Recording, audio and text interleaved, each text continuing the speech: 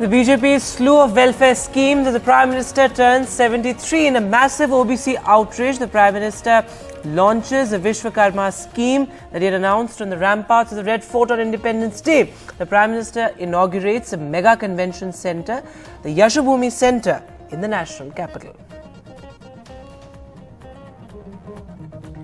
The Congress, meanwhile, unveiled 6 poll guarantees for poll-bound Telangana. The Congress's bid to replicate the Karnataka model that drove it to its victory now in Telangana.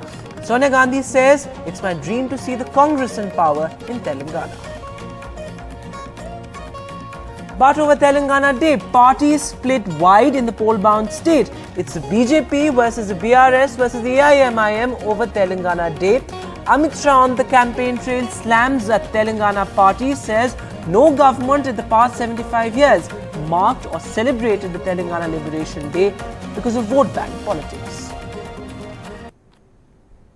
And tragic news coming in from Manipur. A soldier on leave is kidnapped and killed. The soldier abducted from his home and killed in Imphal, the capital of Manipur. Hello and welcome. You're watching NDTV. I'm Vedant Agarwal. Our lead story, well, the Prime Minister's 73rd birthday and the BJP's slew of welfare schemes. Well, the Prime Minister today launched the Yashobhumi Centre, a mega convention centre for international delegates, and of course, the BJP's infrastructural push at display after the Bharat Mandapam and also the new parliament. This, as the Prime Minister also launched the Vishwakarma Yoga, something that was announced in a major OBC outreach on the Independence Day.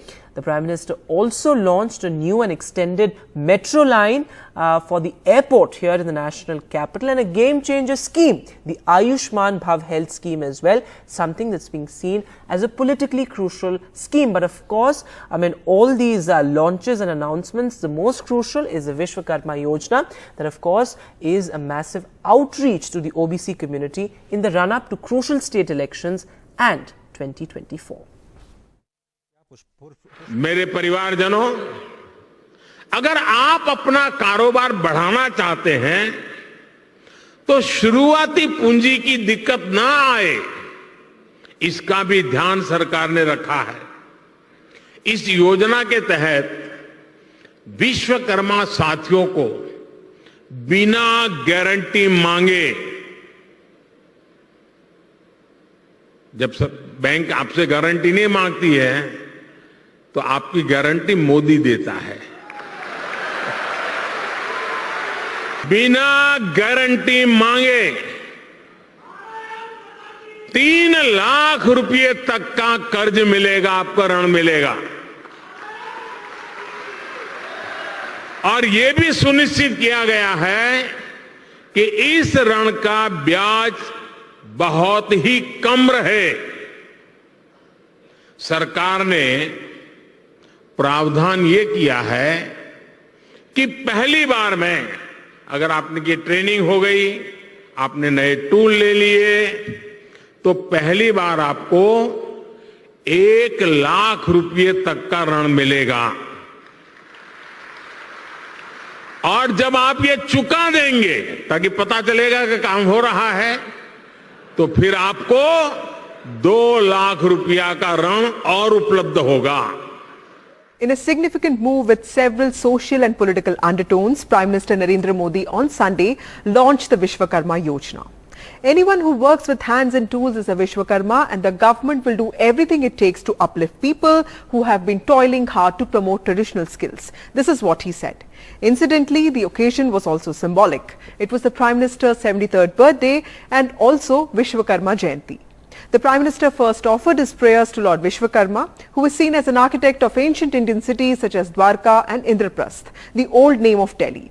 He then launched the scheme at the newly built Yashobhumi Convention Centre in Dwarka and also met people from 18 traditional professions who are among the beneficiaries of the nationwide scheme.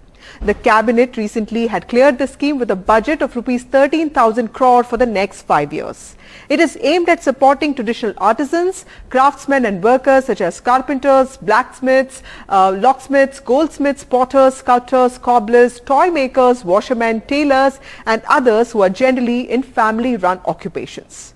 The scheme also promises training, technology, tools, loans at subsidized interest rates and facilities to market their products at national and international levels. There's also a strong Swadeshi element to this, a push by the RSS and the larger Sangh Parivar to make Bharat and most importantly the villages of India self-reliant and support those who are on the verge of losing their skills, craft and livelihoods. The political messaging in the move today is also important, as this is a mega outreach by the centre to consolidate the BJP's OBC voter base. OBC communities, over 45% of the country's population, have been strongly supporting the party since 2014.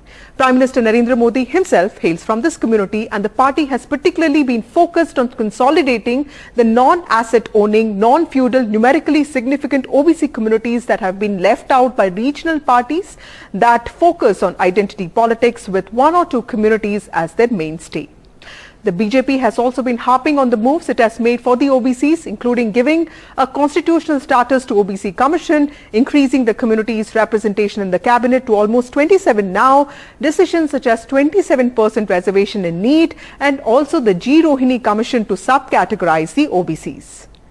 With states such as Bihar attempting a caste census and the matter reaching the Supreme Court, it has also taken a political turn. The opposition parties under the India umbrella have demanded a caste census be done before a general census and have also asked for the removal of the ceiling on reservation. The issue of a caste census is sensitive in certain quarters because some OBCs suspect their number may be larger than the 52% enumerated in the 1931 census, which will make them bigger beneficiaries of political power and economic gain. In that regard, this mega outreach of the BJP to OBC communities in the form of Vishwakarma Yojana is not just an effort to balance its mandal and kamandal politics, but also strengthen its welfare plank in the run-up to 2024 polls. So, from a caste census push to, of course, the BJP's Vishwakarma push, who is actually going to win the OBC battle in the run-up to 2024 remains to be seen.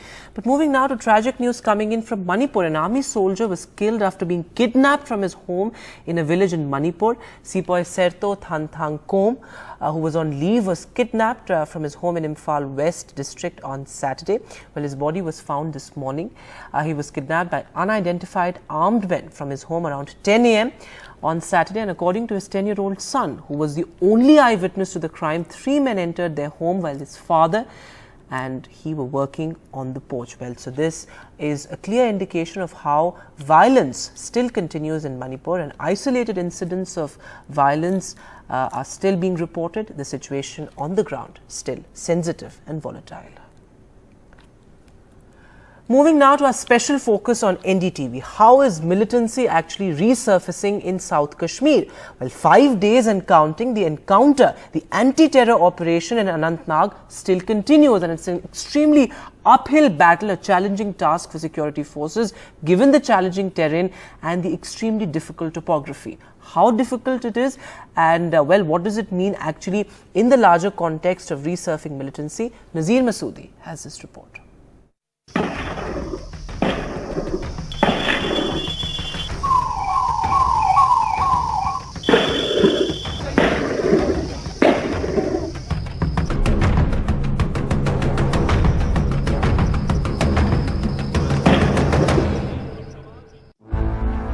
Another day of heavy shelling on terrorist hideout at Gadol Forest.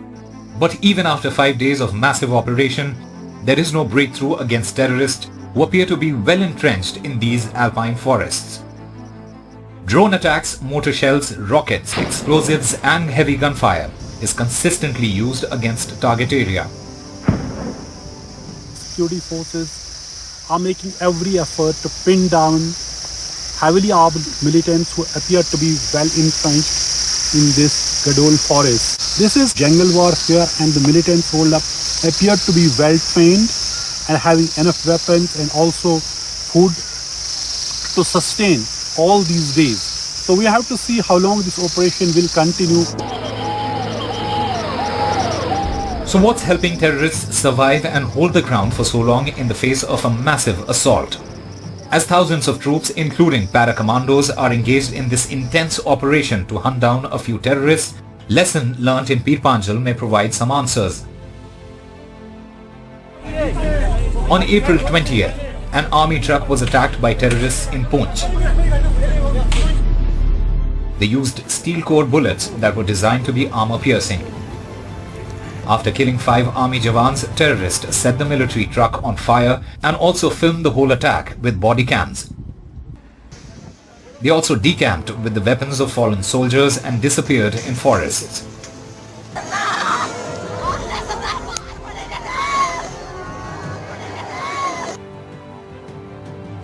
A massive manhunt was launched in Pir Panjal forests, where natural caves provide shelter to terrorists. After 2 weeks of relentless efforts, special forces of the army launched an assault at a terrorist hideout. But it appears para-commandos were lured into a trap. Terrorists triggered an IED, killing 5 commandos. While army troops are trained in high-altitude warfare, after Kargil War in 1999, terrorists using forests as their base and choosing battlefield is becoming a new challenge. It was first noticed in October 2021. 9 army soldiers were killed in twin attacks in Poonch. A month-long operation launched by the army and heavy shelling on suspected hideouts in Pir Panjal forest was winded up without tracking down any attacker. Gadol encounter and jungle warfare appears to be a new terrorist strategy. Lure security forces into adverse terrain, prolong encounters where thousands of troops remain engaged for few terrorists. With Nazir Masoodi, Usama Shah for NDTV. Well, if every household takes responsibility for its kitchen and garden waste, much of the mounting garbage problem in the city spaces can be effectively addressed. But if you don't know how to go about handling your waste, here's a centre in Bengaluru that will teach you composting. The NDTV Dettol Banega Swasth India campaign paid them a visit. Here's a report. This is India's first learning centre in solid waste management. Nestled in the heart of Bengaluru's HSR colony, Swachhagraha Kalika Kendra is an experiential theme park where you can learn the valuable practice of managing your waste the right way by composting. We invite apartments to come here and learn. So they learn the whole process of composting, gives them the confidence, and we handhold them also if required. So individuals have started composting after learning here. Apartments have started composting after learning. Temples have replicated 2 temples and lane composters. You know, just in the lane there are composters where the whole lane waste is composted there. Basically to encourage decentralized processing, because waste when comes in huge hundreds of tons to one location, it causes problems. Decentralized waste processing is the mantra.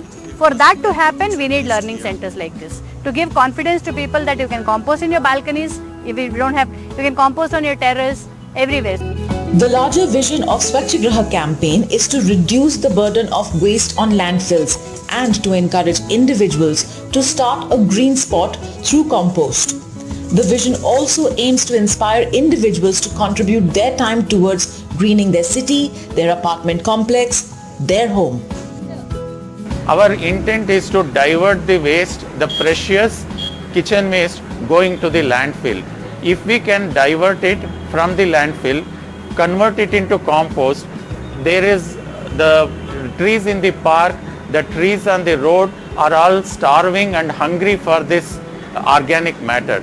We should actually feed them, and this can actually turn into like how HSR layout has so many parks and then so many trees.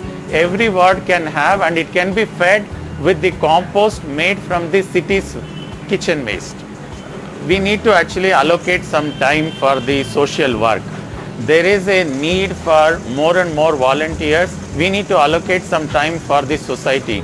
Per week, if you can spare 4 to 6 hours, that can make a lot of difference. Segregating the organic kitchen waste at the source itself allows for experimenting with the 20 methods taught at the Swachhagraha Kalika Kendra. The people who come here can choose a composting method that works best for their specific situation. With a little training at the Swachhagraha Kalika Kendra, people can contribute in reducing the mountains of garbage we see in our towns and cities, and eventually in addressing the climate crisis that humanity is currently facing.